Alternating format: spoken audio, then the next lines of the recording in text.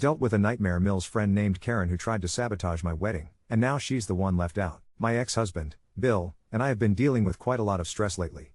We took a trip to another state to look at houses and talked with a real estate agent. We finally landed on a place and we're in the initial stages of purchasing a place. Over the last week, Bill and I have talked at length about our relationship. With all of the therapy we've both been getting and lots of encouragement from my eels, we decided to get remarried and start over. We decided on another small ceremony, but this time I let my mill plan it out, so it's gonna be in a church.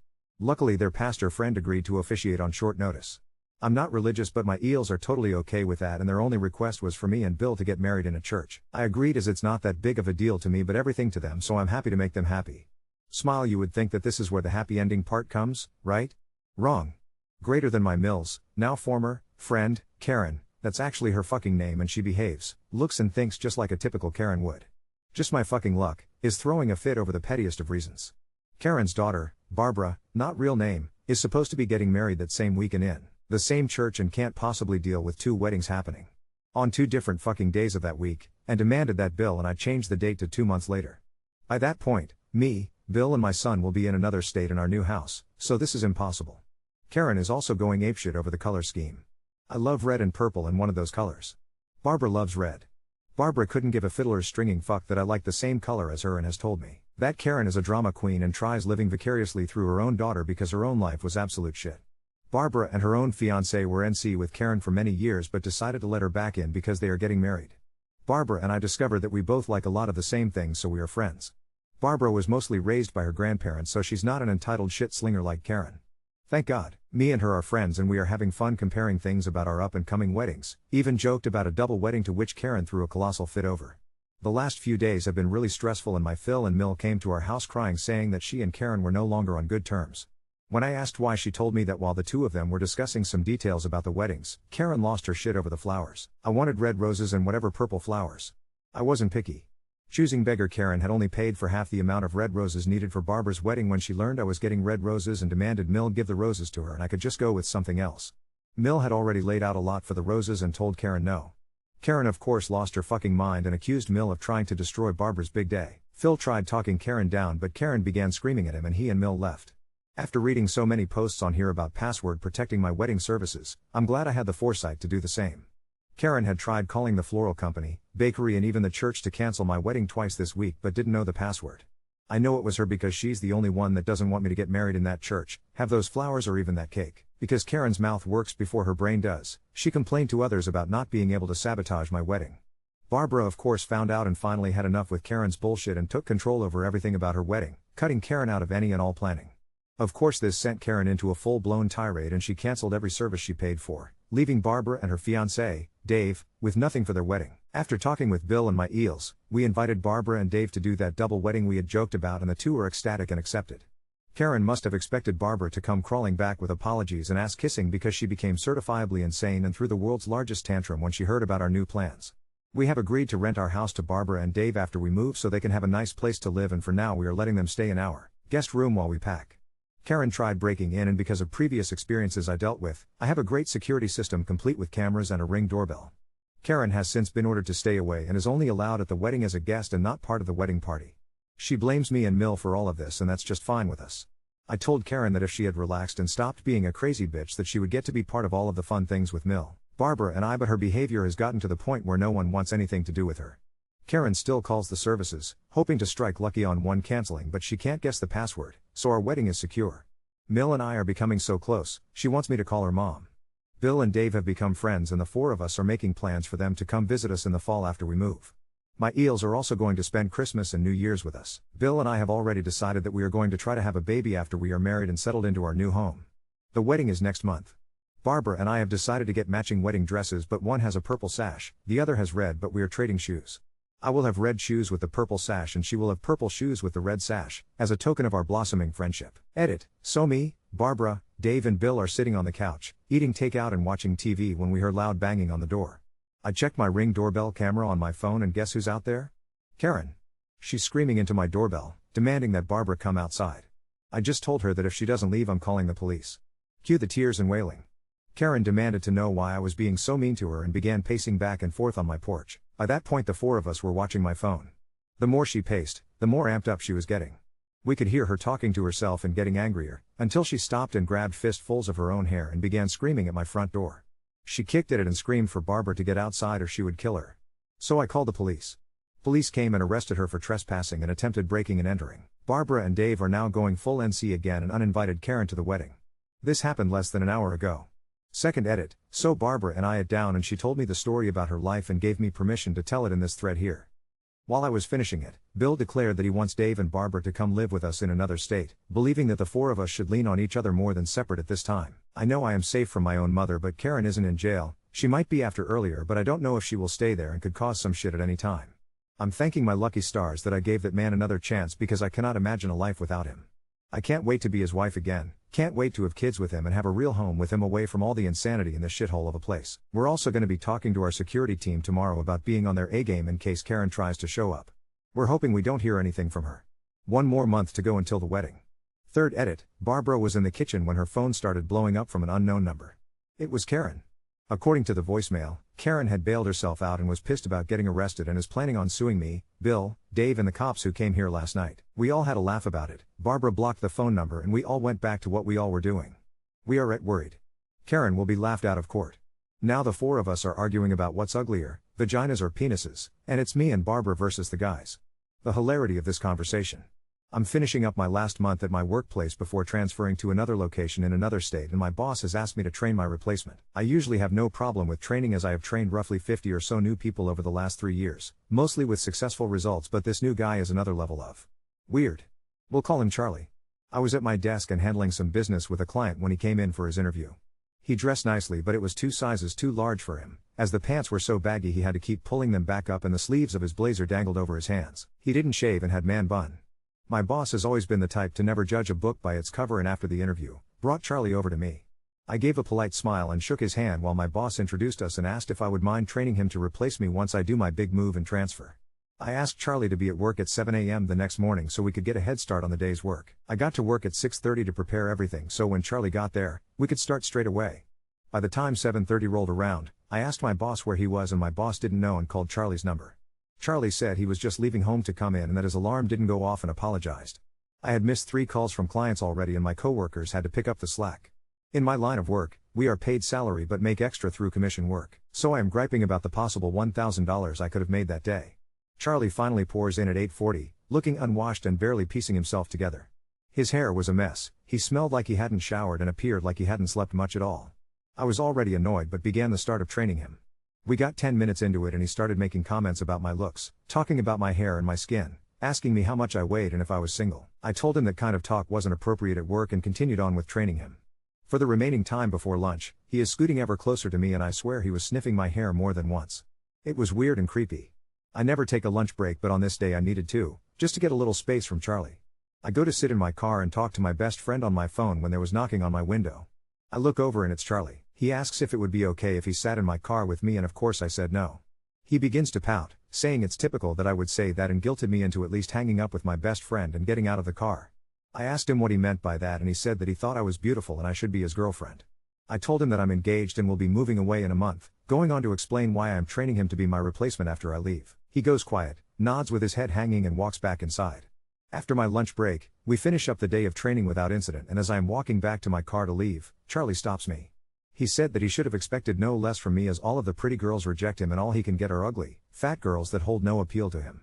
I told him I am so very sorry for that, but there was nothing I could do for him and from now on he needed to maintain a professional attitude with me or I would have to turn over his training to my boss who would pawn him off on the other senior rep, Tom, who is a guy and would twist Charlie into a pretzel if he heard how Charlie spoke to me. I went home and told my best friend everything.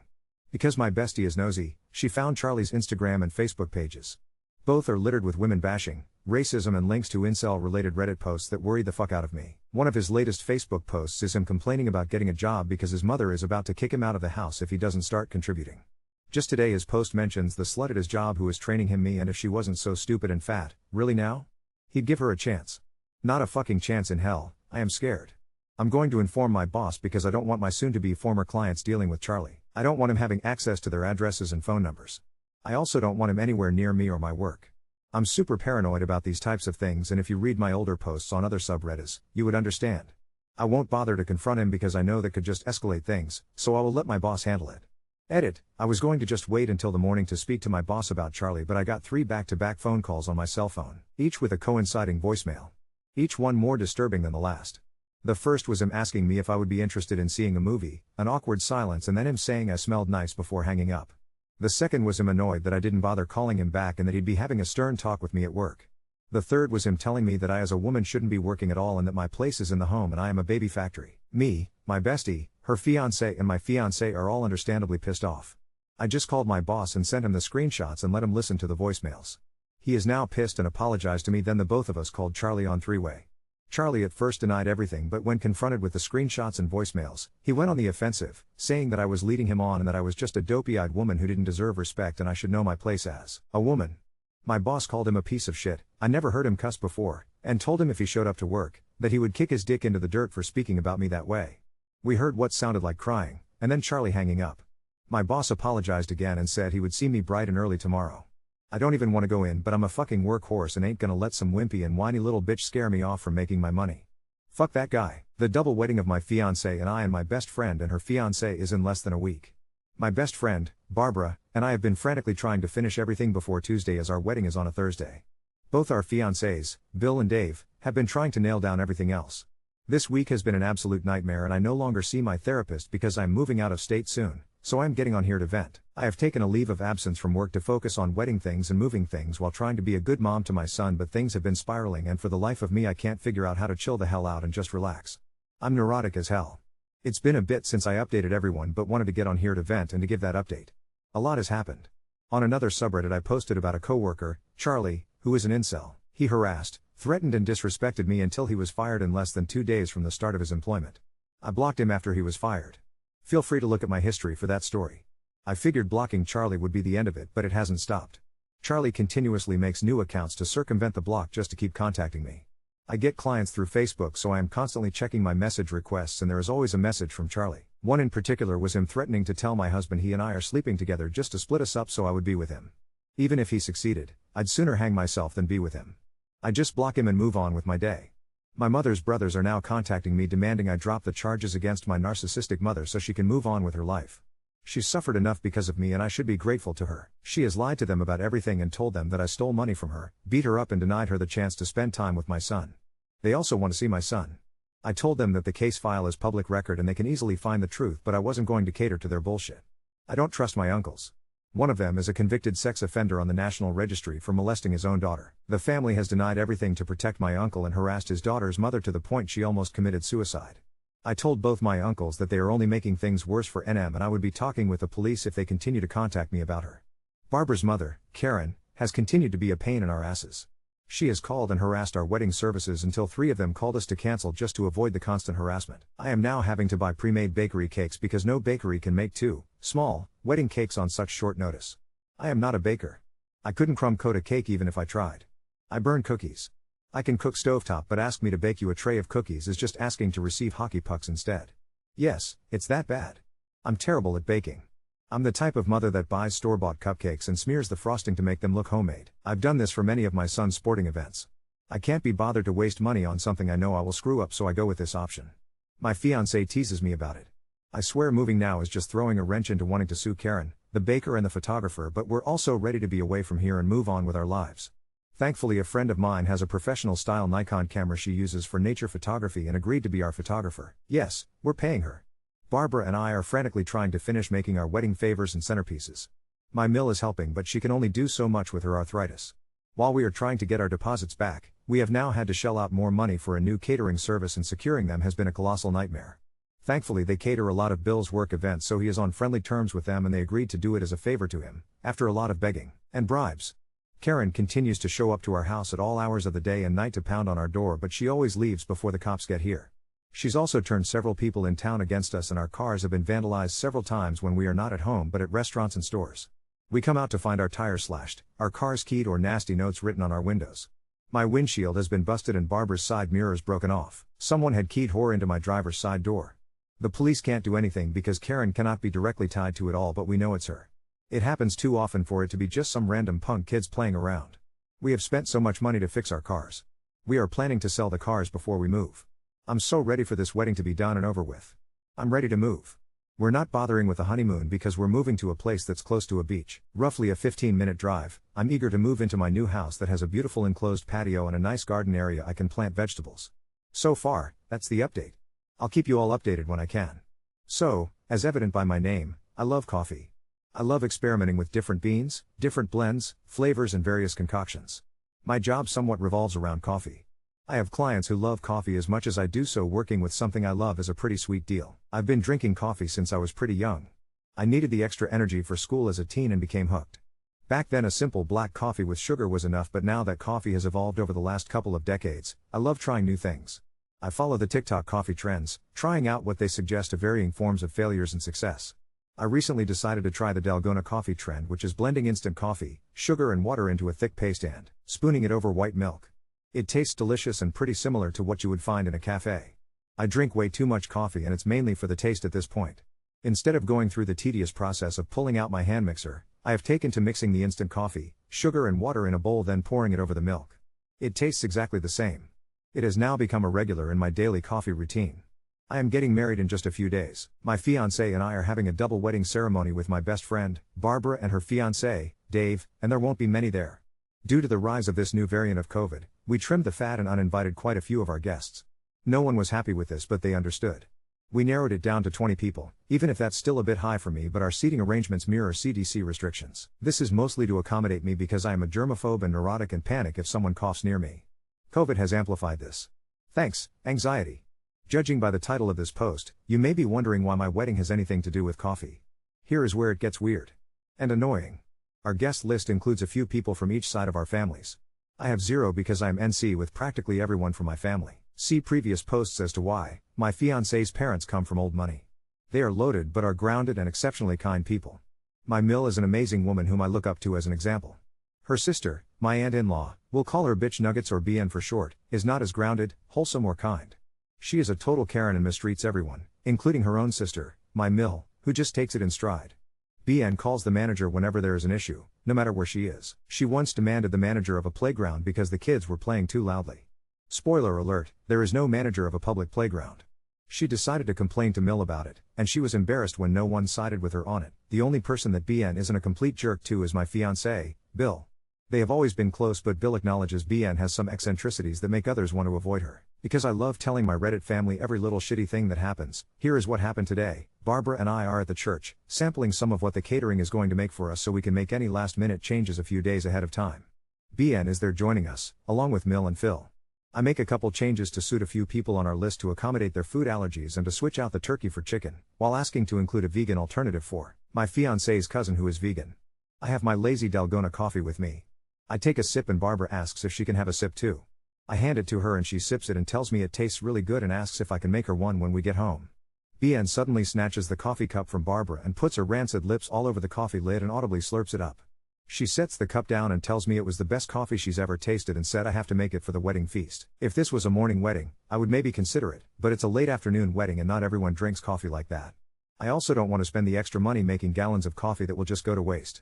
I'm already a little annoyed that she just contaminated my coffee by putting her gross-ass lips on it, so I am pretty short with her. I tell her no and we continue with the tasting. Now BN is complaining about everything she is being handed and says none of it will do. Barbara and I quickly knock her down a few pegs and tell her this is our wedding, not hers. She then makes a low-balled comment about us being dykes, even though we are both straight and marrying our fiancés. Who are men? She knows this. She's just being a salty bitch. Both Barbara and I look at one another, then to my eels. I don't have the time to do the tasting again because the wedding is in a few days, but Barbara and I both agreed we had heard enough from BN and we get up to leave. My Mill follows us quickly because she doesn't like confrontation, but I overhear my Phil calling her a hateful bitch as we were leaving. I intentionally left my cup behind because after she touched it, I wanted nothing to do with it. BN ended up calling me an hour or so ago to apologize and blame her behavior on her having a bad day. I reminded her that she was with me all day and if I had done something to annoy her, she needed to speak up. She said it wasn't me and that she reacted horribly. I forgave her because she is my fiancé's aunt and I do like the woman when she isn't being so heinous. I told her how to make the coffee but explained the reason we aren't doing coffee at the reception. She insisted we have some for her there because like me, she's a coffee enthusiast. We compromised and now I have to make 2 gallons of lazy Dalgona coffee for her to pick up later on tonight. I'm too damn nice for my own good sometimes. This isn't the usual entitled people type story and it ended relatively quickly. I just wanted to get on here and vent a little. Thanks, fam. Edit, thanks for the comments of support and criticism. Yes, I know I go beyond what I should to compromise, but I only did it so she would shut up about having the coffee at the wedding. Bitch Nuggets goes from 0 to 100 for the dumbest reasons, and to avoid causing any unnecessary drama just before my wedding and subsequent move out of state, I am avoiding participating in any sort of fight or argument as much as I can. I'm juggling motherhood, wedding preparations, moving, and a whole lot of other stuff, and I just don't have the motivation to deal with BN, Karen, or anyone else's bullshit. I agreed to make the 2 gallons just to shut her up. I told her if she stopped hassling me about having the coffee at the wedding, I would make her the 2 gallons. I paid for the supplies, which came to $10 roughly. Not a big loss, so I'm not worried about it. She picked them up earlier and apologized again for her behavior earlier. My fiancé had had a talk with her about the disrespectful comment she made toward me and Barbara, and she said it was meant to be a joke, but she accepts that she was 100% in the wrong to say something so offensive to me and Barbara. I believe her apology and sincere. Bill also reminded her that this is our wedding and she has no say in anything. She is welcome to share her opinion, but if we don't want it, we won't have it. That includes homemade iced coffee. She's not as bad as most entitled assholes I've read about in this subreddit or the entitled psychos that make up the bulk of my former family.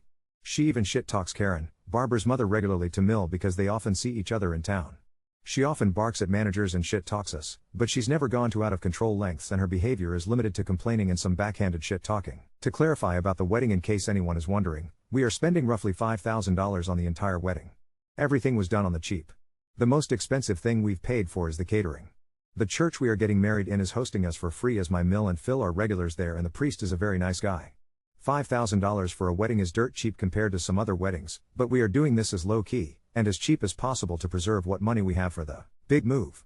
We managed to get our deposits back on the services that canceled on us, thanks to Barbara's mother, Karen, so we are paying the new services with them. I bought 2 bakery cakes that are decorated nicely and had some flowers and edible beads put on them to make them look more wedding cake-like. My eels are paying for a security service, which is the only thing they are paying out of pocket for. We planned for this wedding to be so cheap because to us, it's not about having the most extravagant wedding, but that we want it to be us joining our lives together, and we wanted to do it with a small budget. It was a challenge and a stressful one, but we managed it. Tomorrow is another busy day. Our wedding is this Friday and we all fully expect something to go wrong, but we hope it all goes right. I doubt I will make any more updates until after we have moved and settled into the new house. I'll see you all again soon. Edit 2. It's now midnight and I am unable to sleep, so I want to update everyone on what happened today. There was no major drama, thankfully, but there was a minor hiccup that was resolved quickly. While Barbara and I were getting dressed, Karen showed up. She begged us to let her come to the wedding, and I was sticking to my guns, but poor Barbara felt bad and convinced me to let her stay. We both agreed that if Karen behaved herself and kept her mouth shut, she could attend. Karen agreed to this and the ceremony went on as normal. Karen and Barbara spoke at the reception. Barbara told me that she set some very firm and clear boundaries, and Karen begrudgingly agreed. She congratulated us and left before dinner service. It's not what I wanted today, but it went okay. I'm now married to Bill again and our son is very happy. Brandon is sleeping at his grandparents', my eels, and me and Bill got a hotel room while Barbara and Dave have the house to themselves. We're all meeting up tomorrow for lunch and to finish packing. We were going to fly to the new state, but Phil suggested that we make it into a road trip and handed Bill the keys to his camper van. It's not a large camper van, but it's enough for us to comfortably ride in. We will stop to see American landmarks on our way, get plenty of pictures, eat and get a hotel room whenever it gets late. The trip is going to take around 3 days depending on how often we stop. We're leaving Monday morning. I've never been a fan of road trips, but it's a nice thing my Phil did to offer the van to us, so I'm going to suck it up and try enjoying myself. This is also going to be our honeymoons. I want to thank everyone for the love and support these last few weeks. I truly appreciate all of the kind words, awards and messages you all sent to me, and how much strength you all gave to me when I was at my weakest. Some of your advice I had given to others who were going through problems with their own families, and I have never felt more validated for the pain I had gone through in my life at the hands of my mother.